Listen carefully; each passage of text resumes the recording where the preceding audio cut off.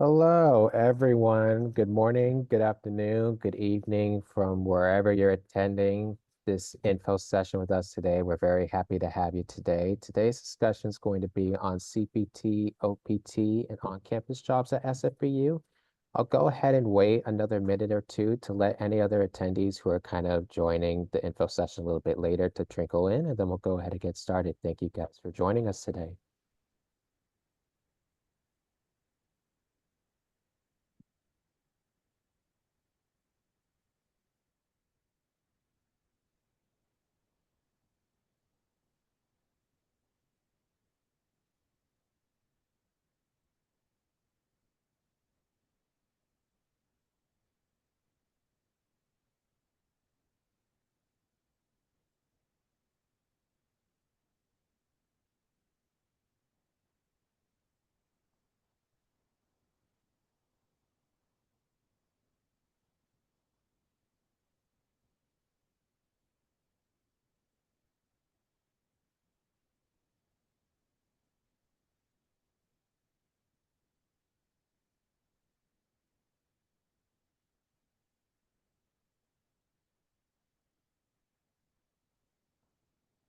All right, it is 10:02 here in Fremont, California, so we'll go ahead and get started with the presentation now. For those of you who may not know who I am, I'm Quincy Williams, and I'm one of the graduate enrollment counselors here at San Francisco Bay University. I'm going to be the MC for today's presentation. To go ahead and get us started, I'm going to have some of the enrollment team introduce themselves, and we have some special guests as well who are going to join us, and I'll introduce them a little bit later in the presentation to talk about certain things throughout this presentation. But for now, I'm going to have the enrollment team kind of share a little bit more about themselves. Let's go ahead and start with Dr. Lisa, if you don't mind kick things off for us. Hi, thank you, Quincy. Good morning, good afternoon, everyone. And we appreciate you joining us today. Looking forward to responding to your questions. I'm an undergraduate enrollment counselor. I'm part of the team, and great to see many familiar names here. Looking forward to our session today. Awesome. Let's go ahead and introduce Zara now. Hello, everyone. Hope you are feeling well and good timing from wherever you are right now. And thanks for joining us. My name is Zara, and I'm graduate enrollment counselor. I came to US as an international student, and hopefully we can give you information today in today's session. Let's go ahead and bring in Keith now to the discussion. Happy Monday, everybody. My name is Keith Shepard. I am the undergraduate transfer enrollment counselor here at SFBU, and we are very happy to have you here for this wonderful session. And lastly, a part of our enrollment team, let's go ahead and introduce Darren to the conversation. Hello, good morning, good evening, good afternoon. My name is Darren. I'm also one of the graduate enrollment counselor here at SFBU. Hope you guys learned a lot today. Thank you guys for coming here. Thank you, enrollment team, for introducing yourselves. So as we're going through the presentation, feel free to ask any questions. They're going to be the ones who are going to be answering your questions. You can feel free to do so in our Zoom chat, or you could do it in our Q&A section, and they will get to your questions as soon as possible. But for today's info session, we're going to be talking about a topic that you guys have some questions about that we get as enrollment counselors, which is about CPT, OPT, and on-campus jobs. But before we get into that, I'm curious to learn a little bit more into what sort of program you guys are planning to study at SFBU. So as applicants, you guys send in your applications for various programs at the undergrad and grad level, whether it be for bachelor's in business administration, master's in computer science, master's in electrical engineering. To kind of kick things off with a little bit of an icebreaker, I just want you to answer in the chat what program it is that you are applying for to study here at SFBU. So I'll go ahead and allow you guys to type your responses in the chat.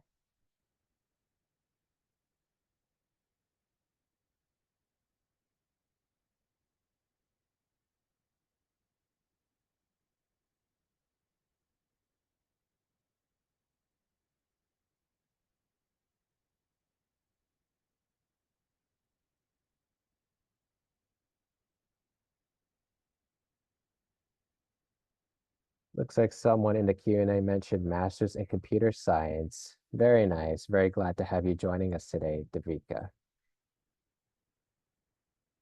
It looks like we're not getting too many responses, which is perfectly okay. You don't have to answer the question. It's kind of just a way to warm things up as we get ready for this presentation. So if you want to, Yeah, Quincy, I think they're answering in the Q&A, but as sign oh, because you that can make see over here. Oh, yes, the Q&A, because looks like one of the attendees had mentioned chat is disabled. If we can go ahead and enable that, that would be great. So we can get those questions rolling in there as well. Thank you for bringing that to our attention. Mm. Thank you. It's now, MSCS. Oh, go ahead, Dr. Lisa. thank you. It's now updated for the chat to be open. Thank you. Awesome. Thank you, Dr. Lisa. Undergrad in computer science, someone says. MBA, we got an MSCE. Sam, yes, I recognize you. Thank you for joining us today. MSCS, it's awesome. So we have a good combination of graduate and graduates joining us today. So we're very happy for you joining us today. So we'll go ahead and get into the main focus points, one of which being CPT. So we get some questions regarding CPT, but what exactly is CPT? So CPT, in a more formal definition, curricular practical training. It involves cooperative education, internships, or the types of practicum provided to employers in agreement at SFBU. The more lighthearted, shorter way of saying it is it's essentially applying the knowledge that you apply at SFBU outside of the classroom. And oftentimes we think of jobs as jobs and classes as classes, but the way that CPT works is it's both a course and a job that helps you prepare as a professional. And ultimately, it'll serve to enhance your knowledge in your chosen field of study. So whether you're looking to enhance that field in business, computer science, electrical engineering, that's what CP essentially is for. Now,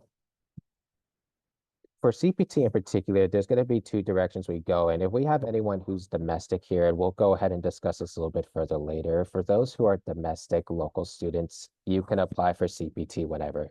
But for the good handful of individuals joining us today who are likely international folks, F1 students will be eligible for CPT after completing 2 full-time semesters at San Francisco Bay University. And the deadline to apply for CPT would be week 11 of the working period. So if you're looking to join us in fall 2025, spring 2026, fall 2026, whatever semester it is that you're looking to join us, you would need to complete 2 full-time semesters. So either a spring and a fall or a fall and a spring, depending on when you choose to start with us. And there are various steps when it comes to applying for CPT, which we'll go into a little bit further depths about, but for summation purposes, the steps include checking your eligibility, getting a job offer, the CPT application itself, and then the agreement and final approval to wrap things up. To start, we'll go ahead and discuss a little bit about checking your eligibility for CPT.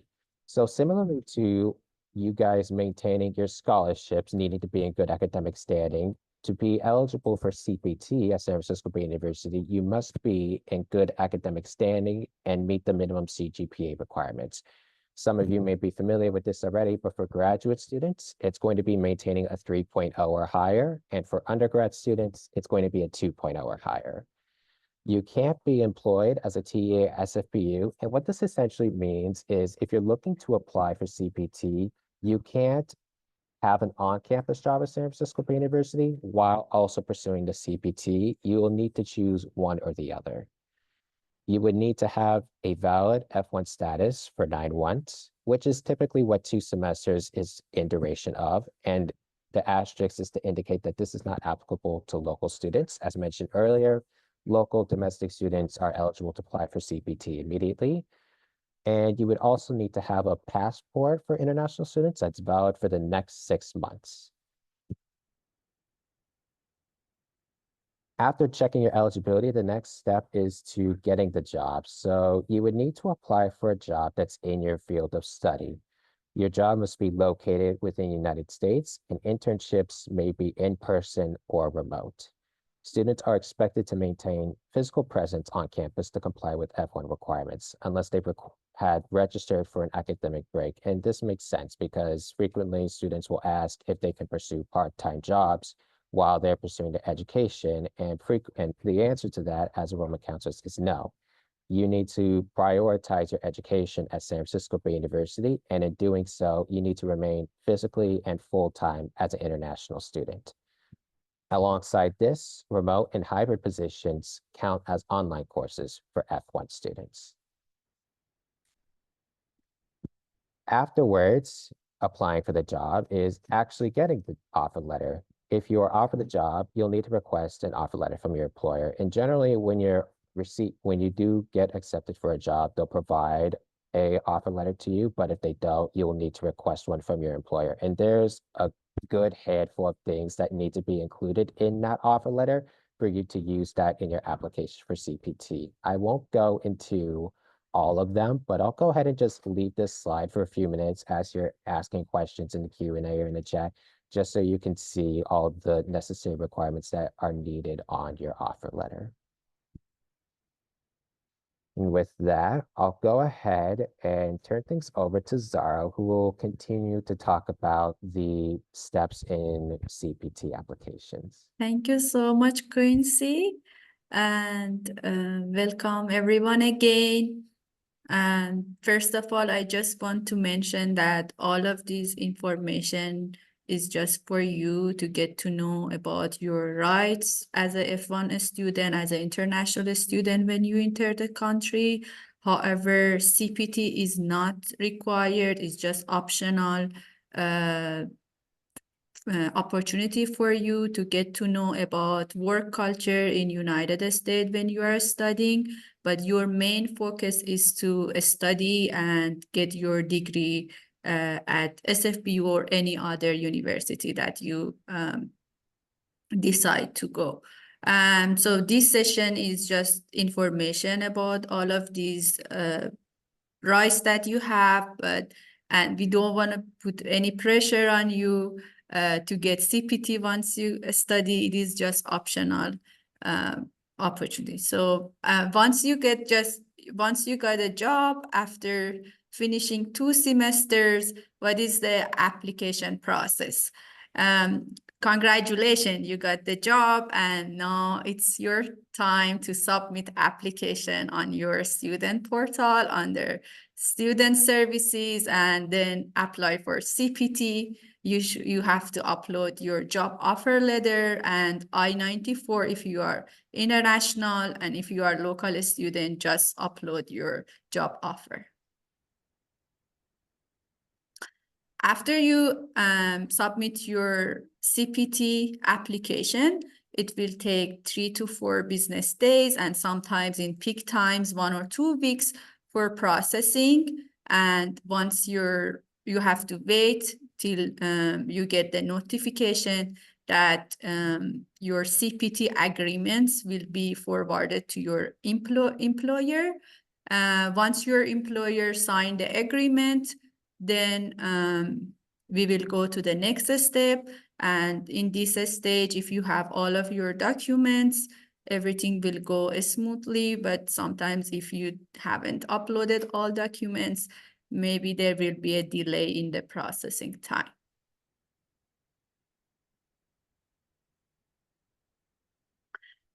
Okay, let's just assume that you have submitted your CPT application. We have sent the agreement to your employer, and the agreement is signed, and now you have to wait for final approval, which usually takes 1 or 2 days, and then sometimes even 3 to 5 business days for final approval. And once you got the final approval, your course, your CPT will be added in your course. If it is a part-time CPT, it will be 1 unit, 1 credit in your course. And if it is a full-time job, then it will be 2 credits. It will count 2 credits for you. And then you will be able to pay your fee because this is part of your course. For example, if you have 36 credits to finish and you take 2 part-time CPT, then you just need to pass 34 units. So this is very good opportunity for you to gain knowledge and have some hands-on experience while you are studying. And once you finish your payment, you have to wait for 1 or 2 more business days to get your updated I-20, and you are not allowed to work unless you receive your updated I-20 with CPT indoors. This is the sample of online CPT application. Once you start studying at SFBU, you will have access to this page on your student portal. Don't worry about it now, it's too soon. And then in the last, now we have frequently asked question about CPT. What if I find job outside the California? The great news is that if you find internship or any job outside California, it's fine. It just need to be inside the US. And the other question is, what if I'm not studying on F1? I'm switching from H4 to F1, or I'm not on F1.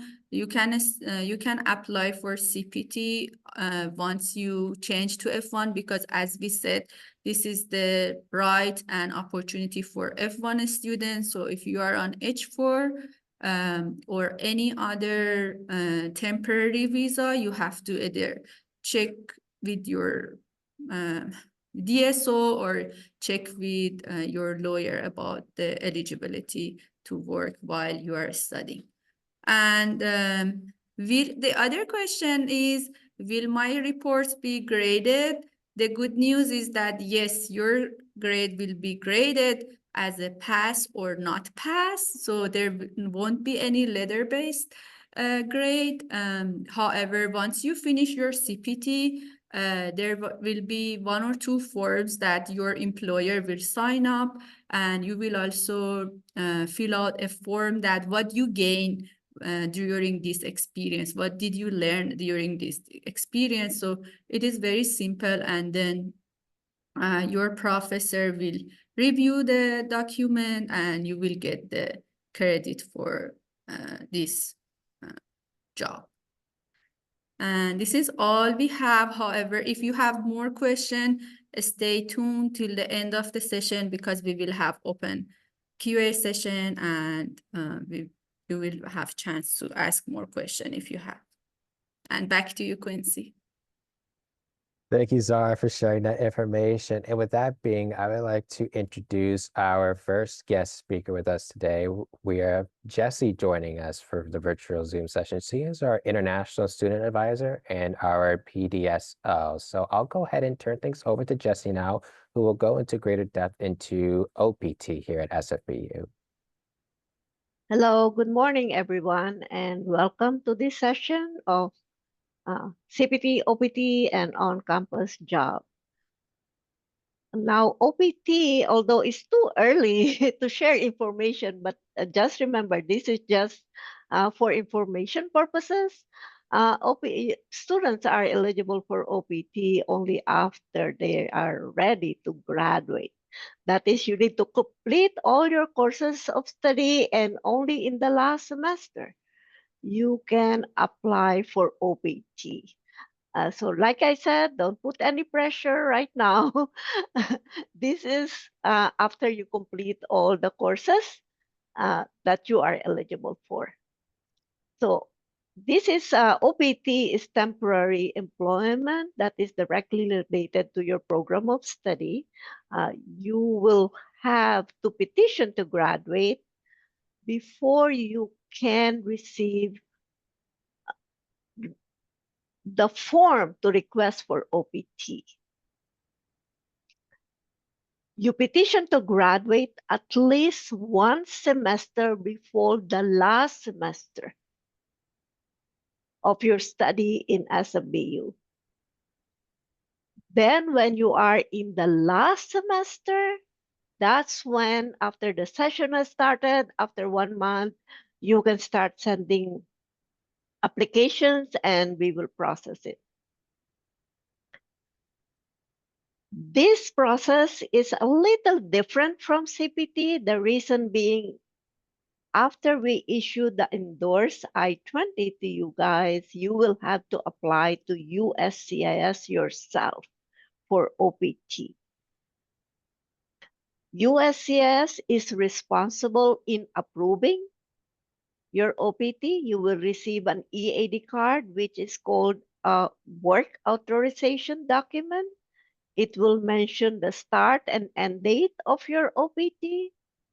And only when you receive the EAD card and the start date is current can you start working.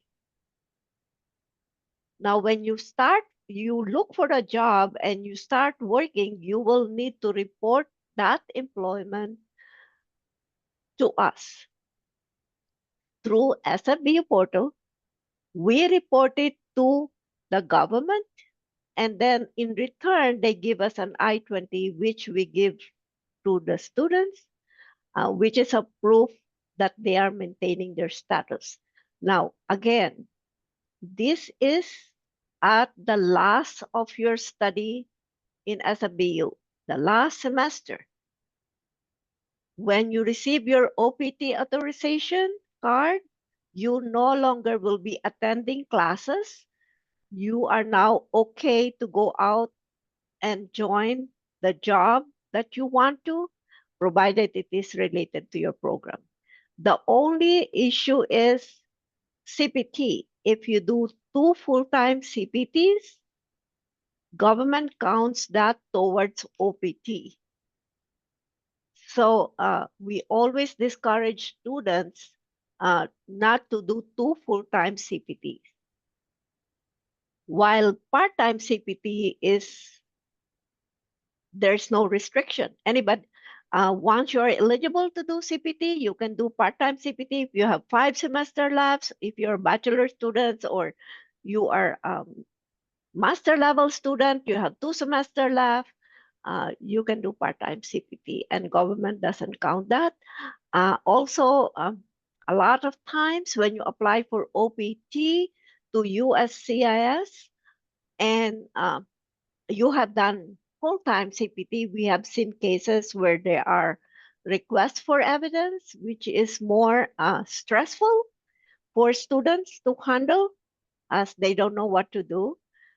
So same way we discourage students from doing full-time, and we really encourage students to focus on their studies. And if they want to have some practical experience, to do part-time CPT. I think that's all from the OPT side. If you have any questions during the Q&A, you can do it. Thank you, Jesse, so much for sharing such detailed information on OPT here at San Francisco Bay University. We've just hit the halfway point of our discussion today. So as per usual, we'd like to get a sort of vibe check from our audience today. So if you'd like to go ahead and place an emoji or a word or two that kind of describes how you're feeling right now, whether that be excited, nervous, focused on learning, ready to grow, excited to meet people. I'm curious to learn a little bit about how you guys are feeling right now. Someone's super excited. Love to see that.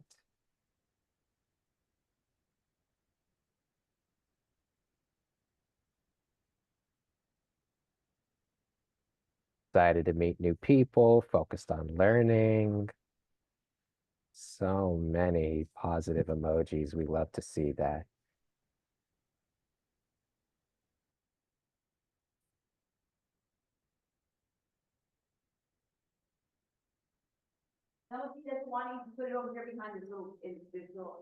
Awesome. Lots of people ready to learn and are super excited. Couldn't find the correct plan. That's okay.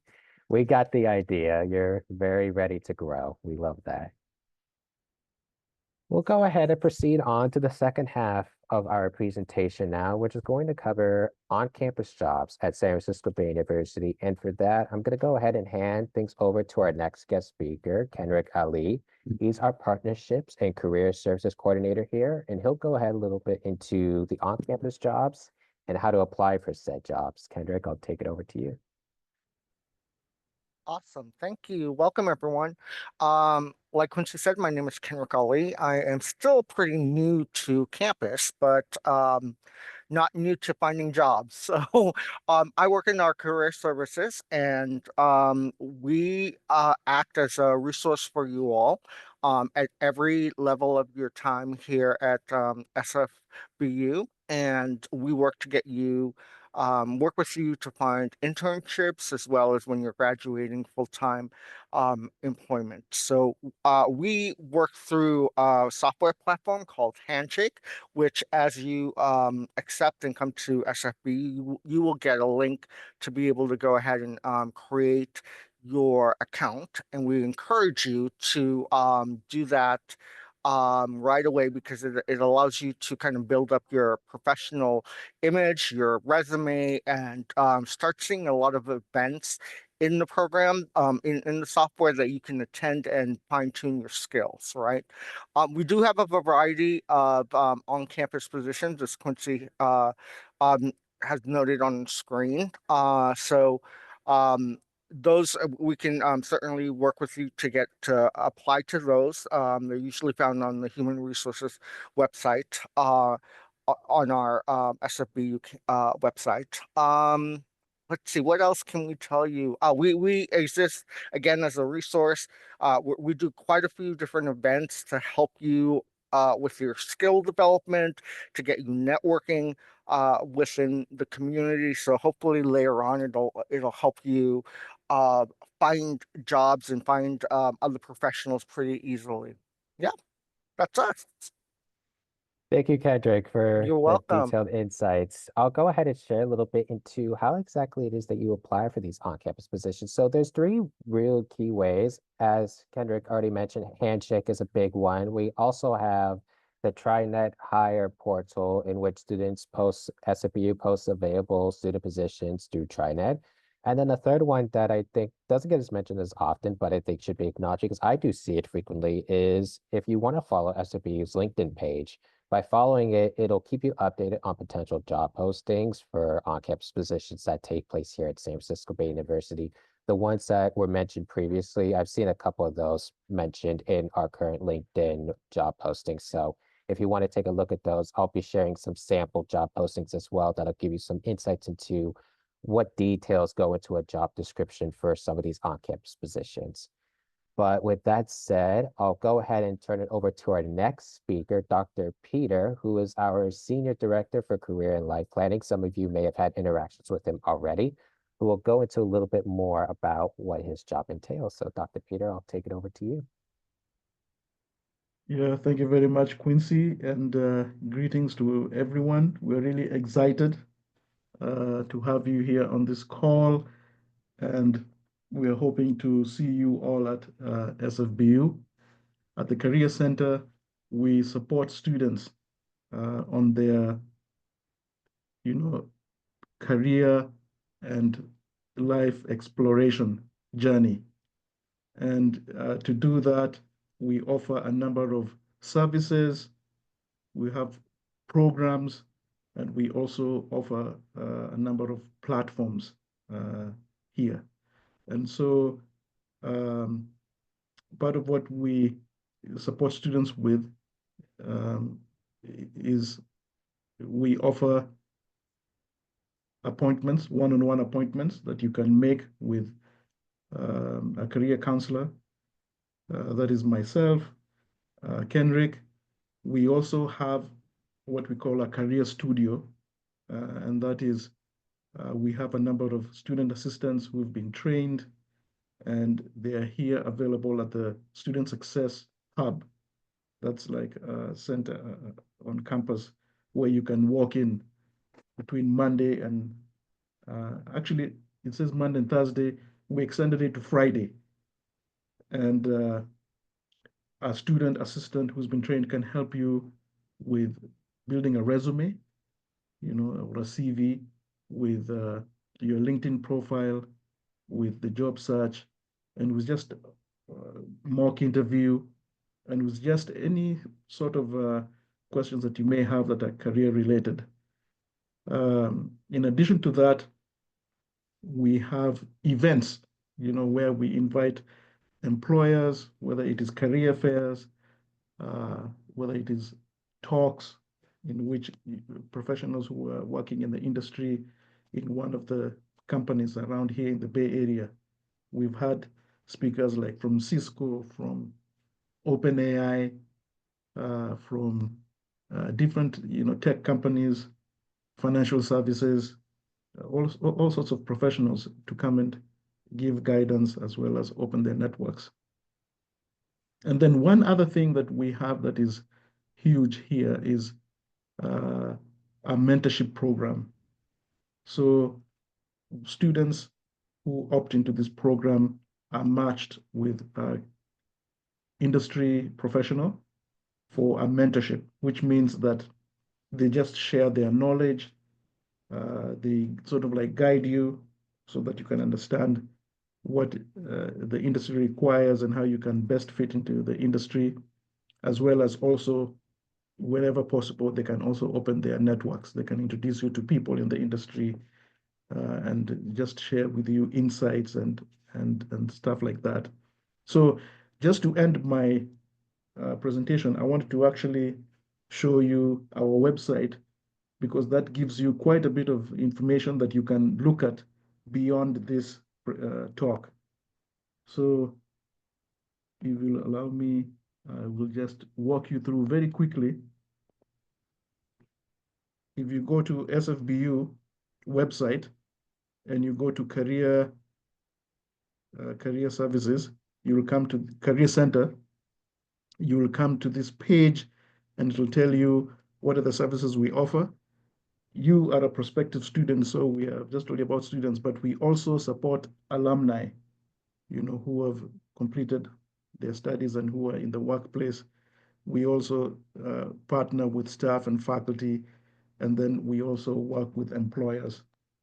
So if I just go here to the student, you can see a summary of the things that we offer. So we have a platform called Handshake. That's where we have almost 1 million jobs and hundreds of thousands of employers who are looking for students, entry-level jobs, internships and jobs for students. We have the studio, and these are the services I just said we offer. We also have other platforms. Even if you can't get an internship, we have some platforms where you can do projects that have been assigned by companies. So we have like Pakadui, and we have another one that is called The Forage. So you can actually do a project anywhere between 4 to 5 hours to 20 hours. And that is a practical, real world, like experience that is not necessarily an internship but you get the experience. So let me stop there unless there are any questions that the audience may have. Thank you. Thank you, Dr. Peter, as always, for your insights into the career services aspect at SFBU. I will note that because we are such a small institution, that Dr. Peter and Kenrick, they're going to really want to get to know you from an individual perspective. It's going to be very person-centered and personalized, because as such a small school that we are, we want to really get to know who you are as an individual, as well as the kind of person that you're looking to become in the future, in your classes and wherever the future may take you. I'll go ahead now and transition on to some other aspects of this presentation, one of which being, I just want to provide you with some sample on-campus job descriptions that you may find, whether it's on LinkedIn, Handshake, or TriNet.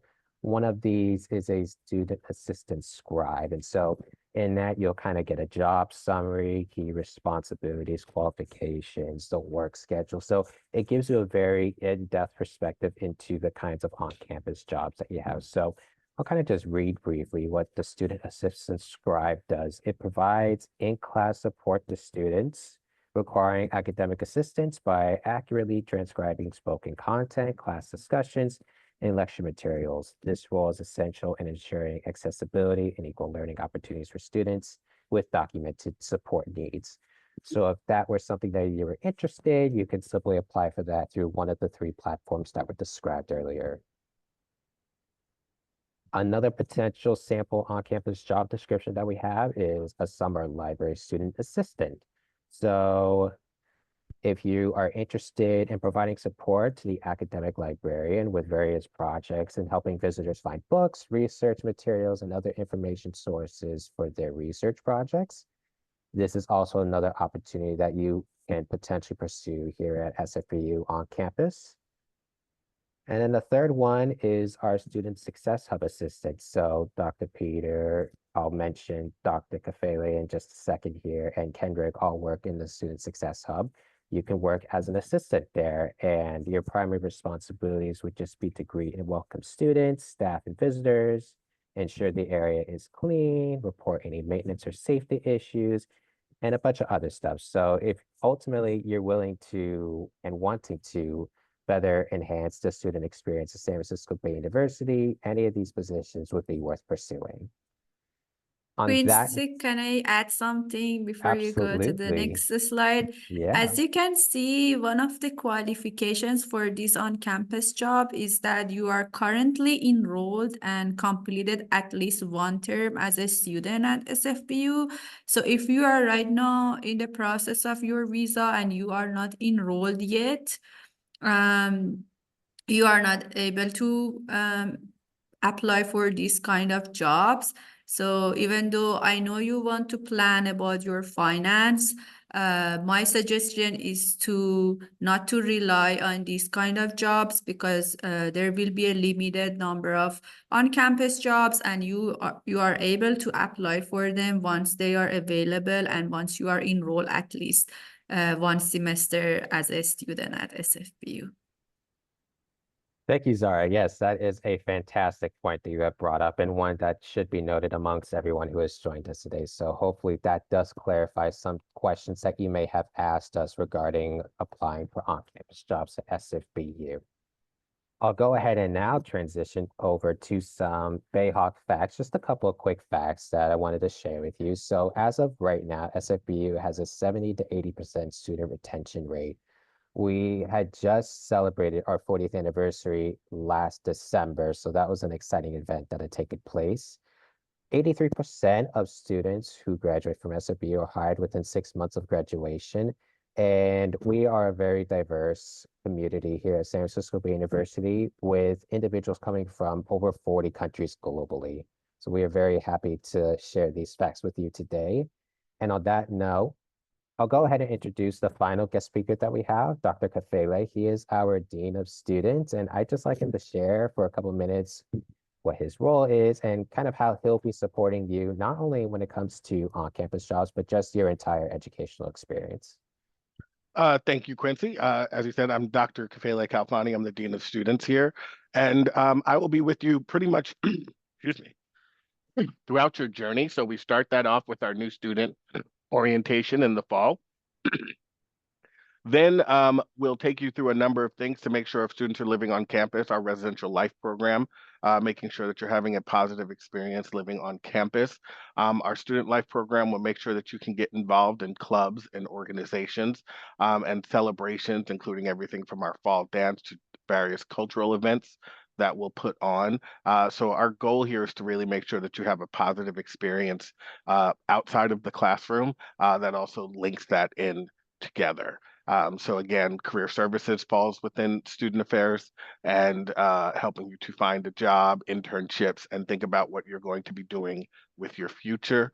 Additionally, as you go through your time here, you may find yourself in a situation where you are having a struggle, whether that be financially, with your mental health,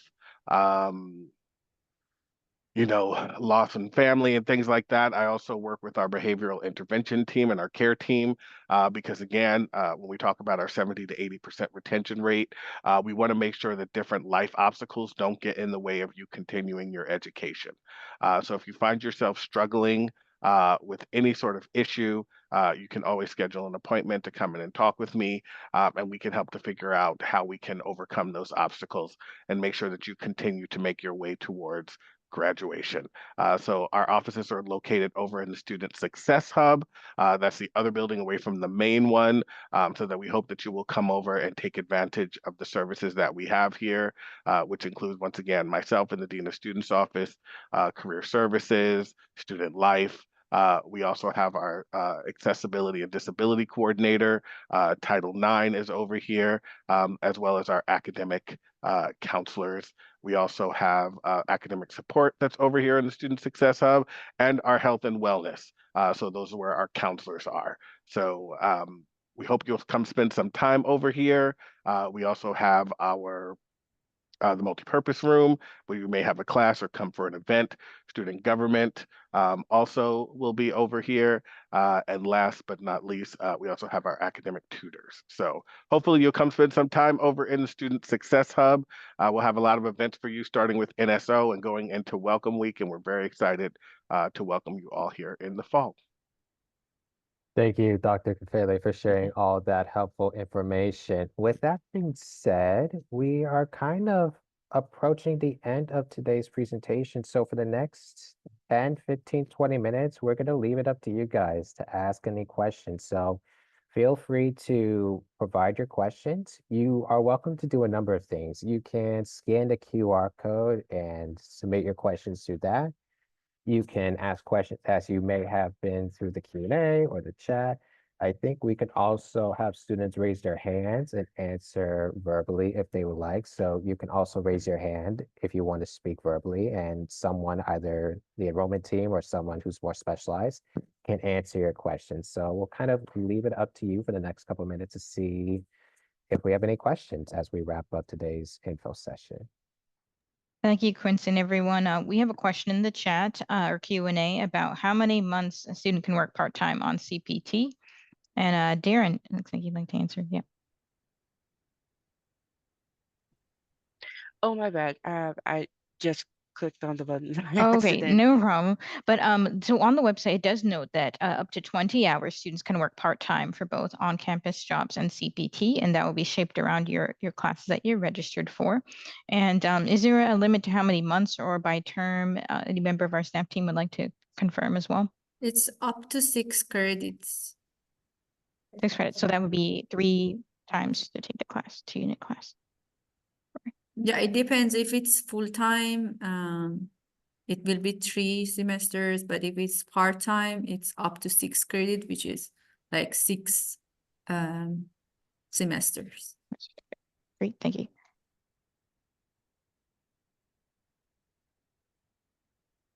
Also, students are welcome to set a Google alert for jobs at SFBU in addition to the LinkedIn alerts as well. And there was a question in the chat also about starting a startup after graduation. So at SFBU, we do have an incubator and center with an executive director supporting connections to the community regarding startups. We host a number of events with startups on campus and have had students that within their capstone projects already have startups with funding as well. So if you'd like to learn more, there's more information on our website. We can put the link in the chat for if you're interested in becoming a startup as well. Gabriel asked about, can you talk about STEM OPT? Jesse, would you happen to have any insights or information regarding STEM OPT that you'd like to share with Gabriel? Sure. Students who are enrolled in our STEM program, which is BSCS, MSCS, MSEE majors, are eligible for STEM OPT. The only condition for them is that they should be on a valid OPT period when they request for STEM OPT.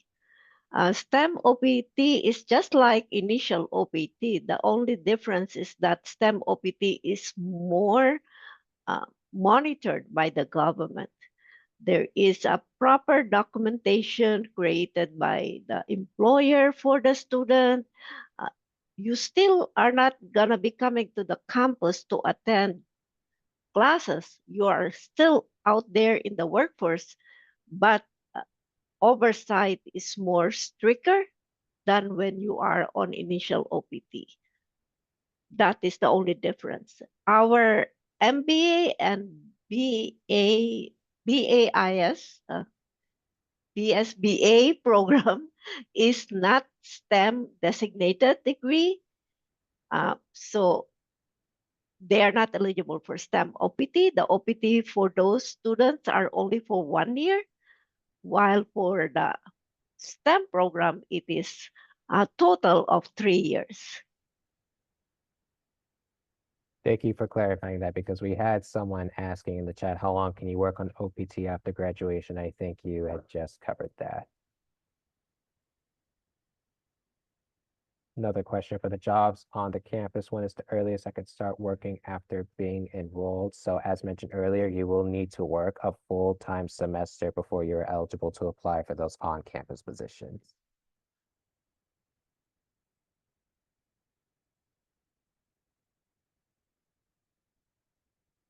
Those are some very good questions that you guys are asking. Thank you for taking the time out of your day, whether morning, afternoon, evening, to join us today and ask such good questions. We appreciate it greatly. With that, we'll continue to have questions go on for maybe another 5 minutes or so, since it sounds like we don't have any more questions. So we'll go ahead and proceed on. So as far as application deadlines, I don't know where you guys are at as far as the application goes, but as far as fall semester goes, our applications are currently closed. So if we have anyone joining us who has started an application, but maybe not started, but maybe not submitted the application, you're more than welcome to apply for our spring 2026. The application deadlines are illustrated below. So for international and international change of status students, your applications for spring 2026 will be October 15th. International F1 transfer students and domestics, you guys' applications will be due on November 1st. So please feel free to keep those dates in mind if you are interested in joining us for spring 2026. Looks like we have another couple of questions in the Q&A. I'll check real quick. When can I start applying for on-campus? Again, after one full-time semester at San Francisco Bay University, you are eligible to apply for those on-campus jobs. I'm currently residing in the US on H4, and I might get my F1 visa by September. So can I still be eligible to apply for CPT after completing spring semester in 2026?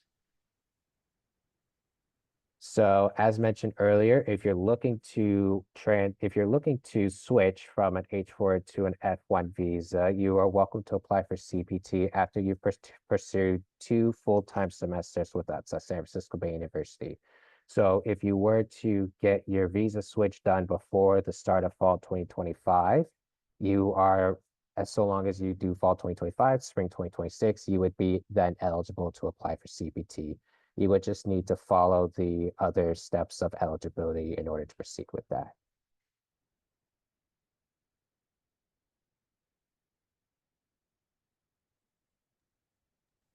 And we have another question. Can students do freelancing globally? Freelancing globally. Does anyone in our panel have any insights into that? Or maybe we can have the applicant be a bit more specific about what they mean by freelancing globally? Yeah, I would say to expand on that question. Yes, typically international students would need to be authorized to work in the US as a whole in general if they're located in the US, but if there's any member of our panel would like to expand as well. Yes, you're correct, Dr. Lisa. As long as you're in the US, you would need work authorization, whether you're working for a US company or even for a non-US company, or even if you're doing any kind of work. So those are the kind of the work and immigration rules here. So in short term, they cannot do freelancing because they have to have an offer letter from a US company. Peter? Yeah, I mean, if you need to have work authorization for any kind of work that you're doing. So whether Yes. it's a US company, even if it's a non-US company, you're here, as long as you're here in the US. Yeah, Yes. but students, if they go home during the summer, they can work and they can they can freelance during that period without any authorization. But once you're in the US, you need authorization for any kind of work, whether it is with a US company, non-US company. Yeah, so you'd still need to apply for OPT or CPT, sounds like. And in general, too, we also have a WhatsApp community where students do email each other about internships and other opportunities in the Bay Area, as well as a quarterly session on how I got my internships. So students who have internships, we talk about their experiences, in addition to our Under My Wing or our mentorship program, where current incoming students are also paired with current students.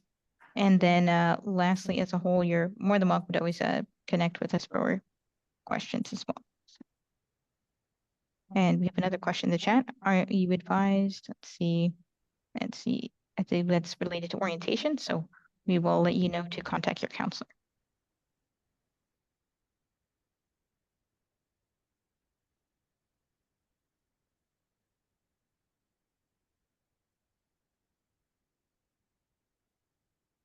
Earlier in CPT eligibility criteria, I saw that students should be in F1 for 9 months. So just need to confirm if there is any condition that do we need to start fall semester in F1 to get eligible for CPT. So you would need to pursue 2 full-time semesters at San Francisco Bay University in order to be eligible for CPT. So that doesn't necessarily mean starting in the fall. You can start in the spring, but that would mean you would need to complete both the spring followed by a fall semester to be eligible for CPT. So if you're looking to start with us in the fall semester, then yes, it would be a fall and the spring, but you can start either spring, fall or fall, spring. And either way, so long as you pursue 2 full-time semesters at SFBU, you become eligible for CPT.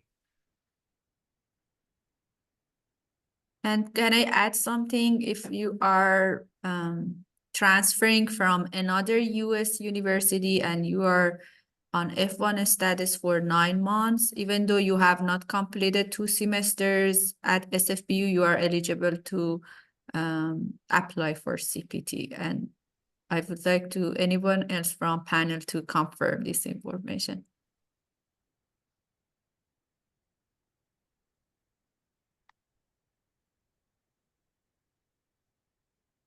Looks like there's no denying of that. So I think, Zara, you are on the right track with all of that.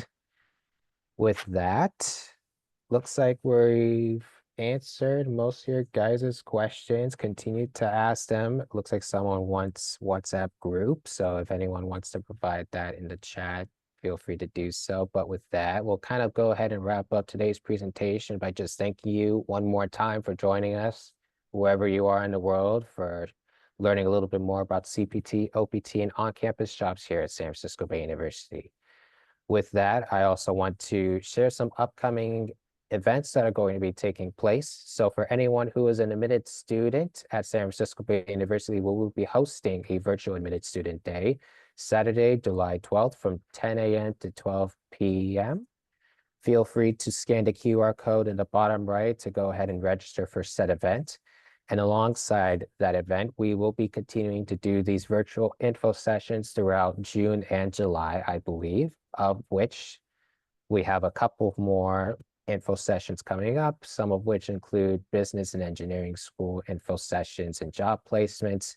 So you'll get to learn a little bit more about the chairs of both the business and engineering schools. Potentially some faculty will be joining us as well. So if you're looking to really get to know the faculty and some additional staff within the business and engineering schools, that would be an info session I'd recommend. A meet and greet with faculty and classmates. So if you wanted to learn a bit more about SFBU from the classmate perspective, feel free to join that event coming up on June 28th. Building Bayhawk Community Book Club, July 11th from 4:30 to 5:30. Parents and Family Session, Building Bayhawk Community, July 19th. And then we also have some SFBU community group chats that are going on. So WhatsApp group for parents and families. We have a Fall 25 admitted Facebook group. So if you have anyone who's admitted for Fall 2025 and wants to be a part of our Facebook group, we can also provide that in a chat. And then parents and families Facebook group as well.